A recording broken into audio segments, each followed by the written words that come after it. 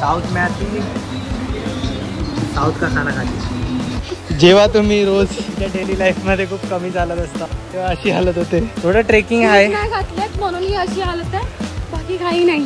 हे काम फार करू नको। मधमाशा आहेत प्लस वटवागळ आहेत आणि स्मेल जो घाणेरडा एक येतो। स्कूटीमध्ये थोडं पेट्रोल कमी होतं, थोडं रिस्की वाटत होतं आणि मुलीसोबत होतं आणि पूर्ण फॉरेस्ट एरिया होता। तर काय केलं की इकडे तर hello guys, again welcome back to my YouTube channel Kalpesh Rane vlogs. ह्या नवीन व्लॉग मध्ये तुमच्या सगळ्यांचं स्वागत। हा आहे आपल्या गोकर्ण ट्रिपचा तिसरा दिवस। आजच्या डे मध्ये आपण मुर्डेश्वर टेम्पलला चाललोय। आता सकाळचे वाजतायत 11:15 वाजतात। आम्ही उठणार होतो 8 वाजता सॉरी आम्ही निघणार होतो आणि आम्ही 8 वाजता उठलोय। कल्पेश राणे यांची कृपा।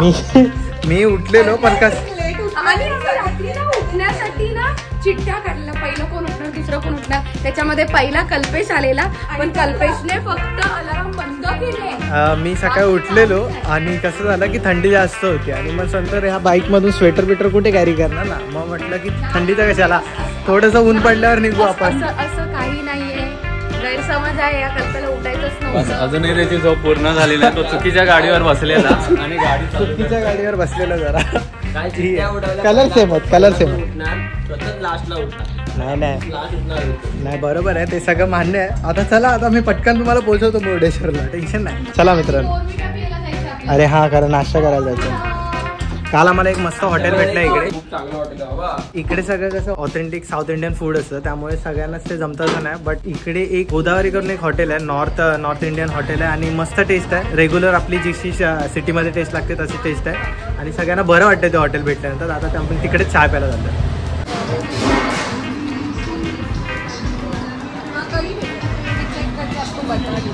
कॉर्पोरेट गाइड्स, साउथ में आती, साउथ का खाना खाती, सैंडविच खाती, वेस्टर्न कल्चर। गोकर्णापासून 48 किलोमीटर ड्राईव्ह करत आम्ही लोक पोहोचलो याना केव्सला, जे की एका दगडात कोरलेलं पूर्ण केव्स आहे। तर आता काय झालं मित्रांनो, आम्ही याना केव्सला आलो आणि याना केव्सला पूर्ण फॉरेस्ट एरिया आहे। तर तिकडे आल्यानंतर कळलं की स्कूटीमध्ये थोडं पेट्रोल कमी होतं, तर थोडं रिस्की वाटत होतं आणि मुलीसोबत होतं आणि पूर्ण फॉरेस्ट एरिया होता। तर काय केलं की इकडे लोकल आहे ते भाई, आपका नाम? तर नवीनजीने, थँक्यू नवीनजी, तर ह्यांनी हेल्प केलं आम्हाला आणि इकडे लोकल पेट्रोल भेटतं तिकडे दाखवायला। तर 120ची बॉटल पडली, पण ठीक आहे। 2-2 लिटर पेट्रोल आता टाकतोय प्रत्येक स्कूटीमध्ये आणि निघू।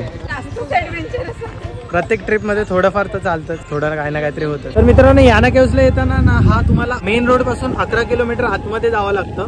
पूर्ण टारमॅक रोड आहे, बट इथे येताना तुम्हाला ना निसर्गाची खूप जास्त मजा घ्यायला भेटेल। म्हणजे जंगलाच्या मधून हा रस्ता जातो आणि मस्त असा निसर्ग दिसतो, मस्त झाडं दिसतात आणि सोबत रोड चांगला असल्या कारणाने एक छान एक्सपिरियन्स येतो गाडी चालवण्याचा। चला आता याना केव्सला पोहोचू जातो।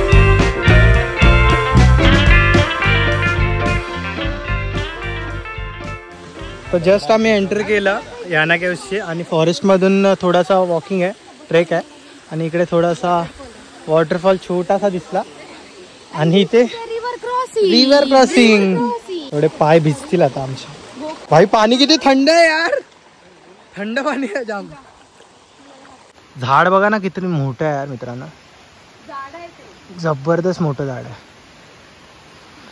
इकडचं नेचर आहे ना खूप जास्त बघण्यासारखं आणि ह्या लोकांनी चांगलं प्रिझर्व करून ठेवलंय, ती मोठी गोष्ट आहे। आणि ह्यांच्या सरकारने पण तेवढ्या गोष्टी जपल्यात, कारण की अशा ठिकाणी यायला मी अशा म्हणजे बऱ्याच ठिकाणी गेलं बघितलंय, बट इथे येण्यासाठी मेन रोड पासून जो आहे पूर्ण टारमॅक रोड आहे, जो की डेव्हलप करायला सरकार आमच्या इकडची तरी विचार करतं, महाराष्ट्र सरकार। बट इकडे तरी आहेत गोष्टी व्यवस्थित, म्हणजे टुरिस्टसाठी छान रोड होता, मस्त होता। असं वाटलं की मुंबई गोवासाठी ह्या लोकांनाच कॉन्ट्रॅक्ट दिला पाहिजे। आमचा मुंबई गोवा काय व्हायचा राहिला। जेव्हा तुम्ही रोज तुमच्या डेली लाईफ मध्ये खूप कमी चालत असता तेव्हा अशी हालत होते। आणि हा थोडा याना केव्सचा नजारा दिसतोय, थोडं ट्रेकिंग आहे म्हणून ही अशी हालत आहे, बाकी काही नाही। हे काम फार करू नको सोनार, हे काम फार करू नको इकडे। नाही तर हिच्यात तेवढं स्टॅमिना आहे की म्हणजे ही एक्सरसाइज वगैरे डेली करते, त्यामुळे कसं अगं शूज नाही घातलं म्हणून ते ते मी शूज ना आणले ना हा म्हणून बाकी काय नाही. प्रत्येक शूज दे ना तिला प्लीज. प्रत्येक शूज दे ना. आता ही पळेल बघायची. शूज दे भाई. शूज दे दे दे दे दे भाई. देऊन टाकायचे लगेच. लगेच देऊन टाकायचे. चोरी पकडे. दे दे दे. शूज वर चालायला जमतं. तर हा मध्येच एक ब्रिज आहे. छोटीशी काय बोलतात त्याला? वॉटरफॉल नाही. वॉटरफॉल नाहीये. अरे ह्याला काय बोलतात? झरा नाही.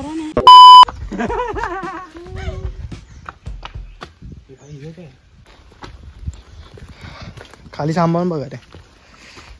हे कोणाला कळतं तर प्लीज सांगा. आम्हाला नाही समजत. हळू हळू हळू काय नाही. उठ बाजूला. ओ हो हो. अरे पण हा एवढा मोठा दगड ह्याच्यावर कसा राहिला असेल?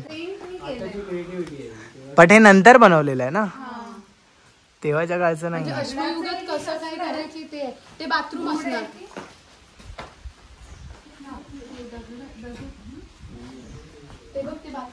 अरे पण हा एवढा मोठा दगड कसा राहिलाय पण ह्याच्यावरती, आणि एवढा ज्या गॅप क्रिएट झाला ह्याच्यामध्ये. भारी वाटतंय.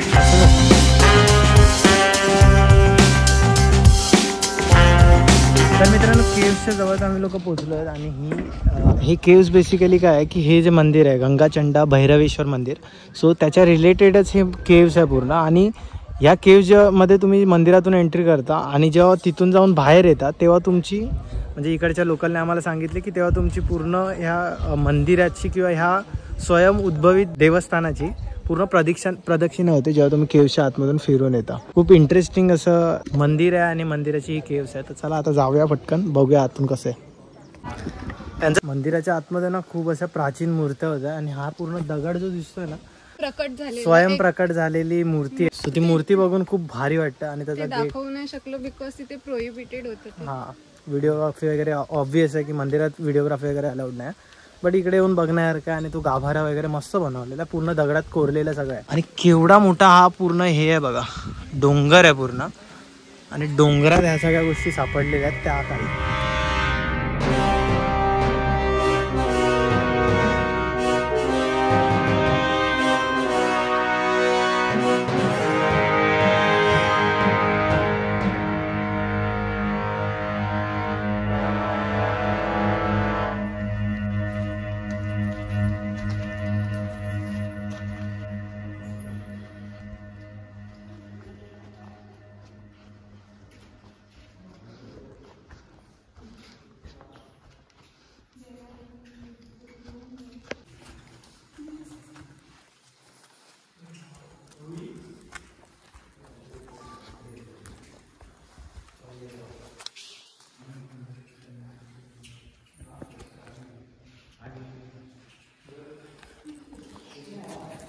खूप जास्त भव्य आहे हे सगळं बघायला. इथून जो स्वतःच्या नजरेने बघतो ना आपण, खूप मोठं असं दिसतं. आणि पूर्ण डोंगर आहे असं वरती. हा ना, खूप मोठं आहे. आणि ते ना मधमाशा आहेत. मधमाशा आहेत प्लस वटवाघळ आहेत. आणि स्मेल जो घाणेरडा एक येतोय ना, तो वटवाघळीच्या शीटचा आहे. इथून इथून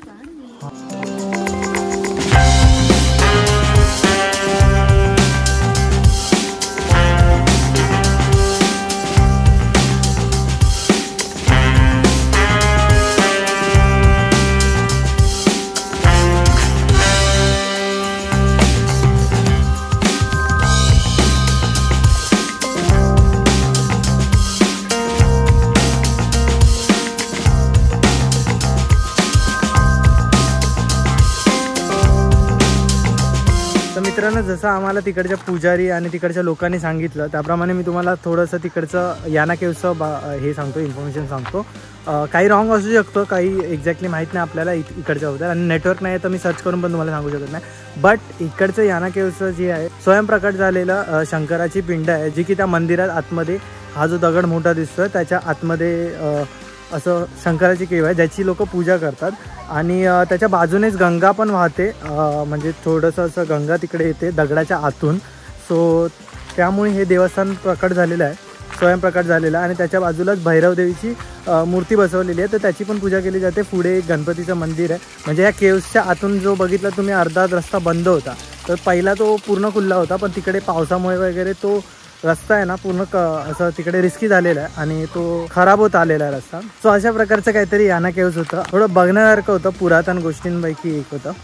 तर हा आहे मित्रांनो मिर्जान फोर्ट. याची एंट्री अशी खालून अशी होती आणि बट हे बघून असं भुयारी मार्ग आहे.